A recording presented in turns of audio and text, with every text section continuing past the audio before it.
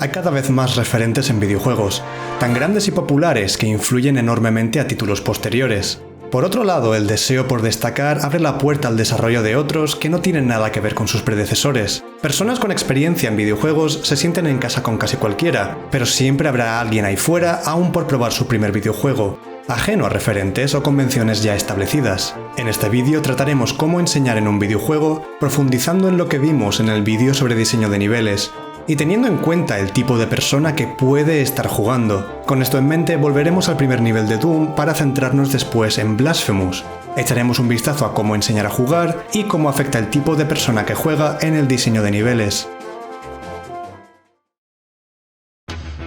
Como vimos en el vídeo sobre el diseño de niveles, existen numerosas cosas que enseñar en un videojuego. Por ejemplo, sus mecánicas y cómo realizar progreso mediante el uso de estas, o lo que es lo mismo, los conceptos del videojuego. En el primer nivel de Doom, en teoría, es posible aprender qué se espera de ti a lo largo del juego, cómo lidiar con cada tipo de obstáculo y cómo encontrar tu camino al final del escenario. Pero existe un último elemento que debe enseñarse, uno que, de no conocerse, hará imposible realizar cualquier tipo de progreso y poder jugar: los controles. De nuevo, imaginemos que no sabemos nada sobre Doom, que este es nuestro primer videojuego, y recibes un teclado para jugar. Siendo optimistas, la mayoría de personas averiguarán que las flechas mueven al personaje, y unos pocos darán con la mecánica de disparar en el ratón o en la tecla control cercana a las flechas. Pero interactuar con el escenario mediante el espacio, o el movimiento lateral pulsando Alt y una flecha, escapará a muchísimos. Aquí entra en juego la versión de Doom para la Super Nintendo. Al intercambiar alrededor de 100 teclas por 8 botones, es posible descubrir con facilidad las mecánicas que existen. A su vez, realizaron un pequeño cambio a la mecánica de interactuar con el entorno. En su versión original, pulsarla hacia la nada no provocaba ningún efecto, pero reproducía un sonido de esfuerzo si la utilizabas en una pared. Este sonido de esfuerzo es reproducido en la versión de Super Nintendo incluso cuando el personaje no está frente a un obstáculo, por lo que da a entender que ese botón tiene una función. En la versión para PC, de no estar frente a una puerta o muro, no puedes concluir que la barra de espacio sirve para algo. Así, Doom para la Super Nintendo reduce el riesgo de que alguien sin experiencia en los videojuegos no encuentre su camino y pueda disfrutar del juego. Esta filosofía de no mostrar los controles permite explotar la curiosidad de quien juega, descubriendo los controles y las mecánicas a su propio ritmo, y averiguando personalmente las relaciones entre cada mecánica y cada pieza del escenario, gracias a que el diseño de niveles fuerza situaciones específicas para favorecer la enseñanza de manera intuitiva. ¿Por qué alguien querría entonces especificar los controles? Muy simple, porque hay personas que tienen miedo. Personas que perciben los videojuegos como un territorio hostil, ya sea porque no se han criado con ellos, por falta de confianza o por cualquier otra razón. Al igual que en un juego de mesa, esperarían que alguien les enseñara a jugar y no se atreverían a pulsar un botón hasta estar seguros de qué hace exactamente. Es por eso que la filosofía de no especificar los controles puede dejar de lado a personas sin experiencia en videojuegos o sin confianza en sus habilidades, incluso cuando el diseño del primer nivel está diseñado con esta situación en mente. Ahora que hemos visto cómo un videojuego puede enseñar sin mostrar nada en pantalla, echemos un vistazo a Blasphemous y cómo este enseña especificando los controles. Blasphemous es un videojuego de estilo Metroidvania que adopta numerosos elementos popularizados por la saga Dark Souls. Echemos un vistazo a cómo enseña sus controles. Durante el tramo inicial se nos pide en varias ocasiones que presionemos un botón específico, realizando cada uno una mecánica diferente. Pero esta no es una mecánica aleatoria, sino que tiene un propósito. Cuando se nos pide saltar, el videojuego nos ofrece una pequeña sección de plataformas, enseñándonos qué se espera de nosotros en momentos como este para realizar progreso y qué botón debemos tener en mente para lograrlo. Cuando se nos pide atacar, la mecánica destrozará una estatuilla en el camino, lo que permite realizar una conexión entre la mecánica de atacar y cualquier obstáculo en el camino que queramos destrozar. Cuando se nos pide descender a través de la plataforma o deslizarnos por una abertura estrecha, vemos un resultado inmediato, la mecánica actuando sobre una pieza del escenario. Y esto enseña qué se espera de nosotros para realizar progreso, o lo que es lo mismo, enseña sobre los conceptos del videojuego a la vez que especifica los comandos exactos para emplear mecánicas y realizar progreso, y los obstáculos donde deben ser utilizados. Una persona aprenderá antes a jugar a Blasphemous que a Doom. Tanto en Doom como en Blasphemous, el diseño del primer escenario permite aprender sobre los conceptos del videojuego a través de la experiencia personal, pero mientras que la filosofía de no especificar los controles en Doom se complementa con la curiosidad de quien juega, señalar los controles como hace Blasphemous es perfecto para personas sin experiencia en videojuegos, personas sin confianza en sus habilidades que necesitan que alguien les diga qué hace cada botón.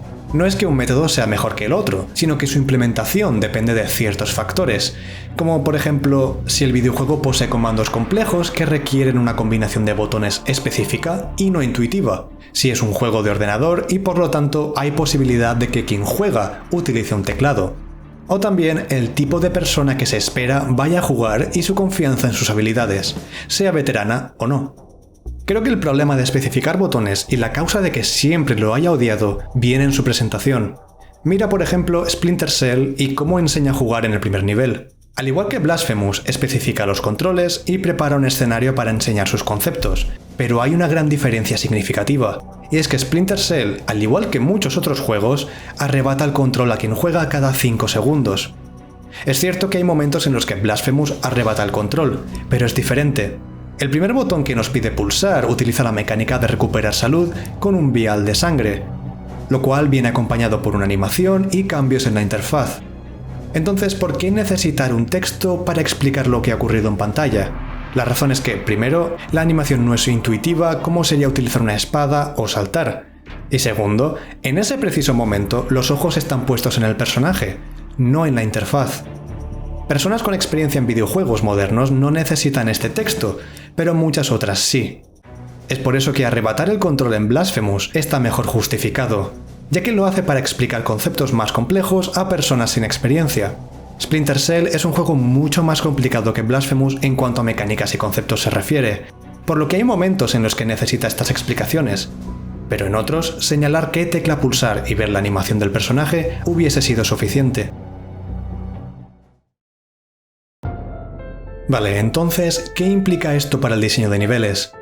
Como vimos en el vídeo sobre el diseño de niveles, las piezas clave para diseñar niveles son una meta, obstáculos, mecánicas para realizar progreso, los conceptos del videojuego o cómo realizar progreso en este, y el propósito del nivel que condicionará cómo se diseñará. Sin embargo, estas son las piezas que considero el mínimo requerido. Como hemos visto en este vídeo, el primer nivel de Doom está diseñado para explotar la curiosidad de quien juega, pero esto deja de lado a personas sin experiencia en videojuegos, cuya curiosidad no es suficiente para probar botones o descubrir cómo funciona el videojuego por su propio pie, lo cual no ocurre en Blasphemous, donde todo está bien explicado desde mecánicas hasta conceptos. Esto quiere decir que a quién está dirigido el nivel, es decir, el público al que se orienta el videojuego, también es un factor que puede tenerse en cuenta a la hora de diseñar niveles, ya que, aunque no altere cómo funcionan las mecánicas o los obstáculos, ni cómo realizar progreso en un videojuego, sí condiciona la manera en la que el propósito del nivel es llevado a cabo. Si un nivel se diseña para enseñar a jugar a personas sin experiencia en videojuegos, como en Blasphemous, lineal y simple, será diferente al nivel diseñado para personas con una curiosidad fuerte, como en Doom, ligeramente más complejo, o el nivel diseñado para personas que buscan emociones fuertes, como en Volgar el Vikingo, donde relajarse no es una opción. Si estos juegos quisieran llegar a un tipo de público diferente, aunque el propósito del nivel fuese el mismo, la manera en la que el primer nivel está diseñado debe ser diferente. Ahora que hemos determinado que el público al que está dirigido el videojuego es importante a la hora de diseñar niveles, veamos cómo esto afecta al diseño de niveles a la hora de desarrollar los conceptos del videojuego. Como vimos en el vídeo sobre el diseño de niveles, con desarrollar los conceptos del videojuego me refiero a ofrecer combinaciones diferentes de las piezas ya presentadas, teniendo en cuenta la creciente habilidad de quien juega. Es decir, cómo ofrecer más con lo ya conocido, por lo que es una etapa posterior a haber enseñado algún que otro concepto del videojuego. Hemos visto cómo Blasphemous enseña sus conceptos de tal forma que cualquiera puede aprenderlos. Pero ¿cómo los desarrolla después? ¿Cómo reorganiza los conceptos que enseña para ofrecer más? Con el primer jefe. Existen enemigos normales en el juego, pero aparecen después del primer jefe.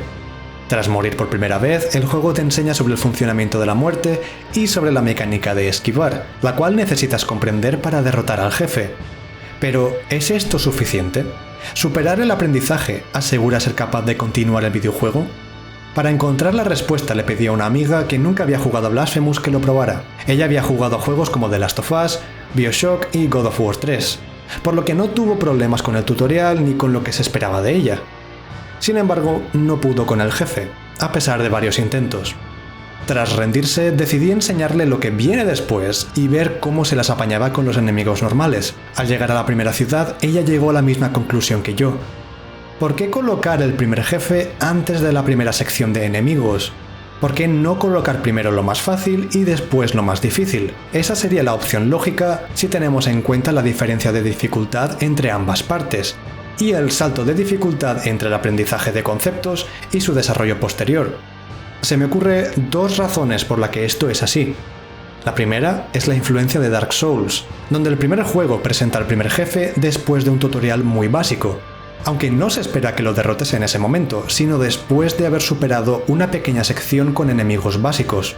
Y otra razón que podría haber condicionado la decisión de presentar al primer jefe en este punto es la narrativa, ya que la historia que Blasphemous narra implica que el nivel inicial solo está habitado por los cuerpos de la Hermandad del Lamento Mudo, y que el primer jefe o vigila la zona, estuvo implicado en la masacre o ambas. La cuestión es que esto querría decir que la narrativa del videojuego se impuso al diseño de niveles, lo cual ya vimos en el vídeo sobre la narrativa que no es algo bueno, ya que en este caso la narrativa crea una discordancia entre la fase de aprendizaje y la fase de desarrollo, cuando podría haber sido fácilmente alterada para evitar esta situación.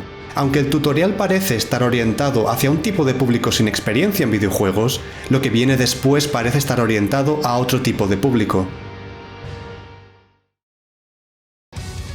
Creo que el consejo general al crear una obra de cualquier ámbito, sea literatura, música o videojuego, es que debes hacerlo para ti. No es un mal consejo, habrá más personas como tú ahí fuera, un público que podrá disfrutar lo que hagas. Pero ¿por qué quedarse ahí? Quien quiere contentar a todos no contenta a nadie, pero existen juegos que llegan a distintos tipos de público. En el caso de Doom puede que sea algo más difícil de aprender que Blasphemous, pero es capaz de llegar a un público mayor, gracias a la posibilidad de elegir entre diferentes tipos de dificultad, desde el modo pesadilla con enemigos infinitos o el modo super fácil. Sea como sea, es innegable que el público al que se orienta un videojuego condiciona el diseño de sus niveles, sea consciente o no la persona o personas que lo diseñan, por lo que es un factor importante a tener en cuenta, especialmente para que un videojuego pueda llegar a más personas. Gracias por estar aquí. YouTube solo da importancia a los vídeos con comentarios y likes. Te lo agradeceré si puedes darme ambos. Si te gusta lo que hago, suscríbete para más en el futuro. Nos vemos.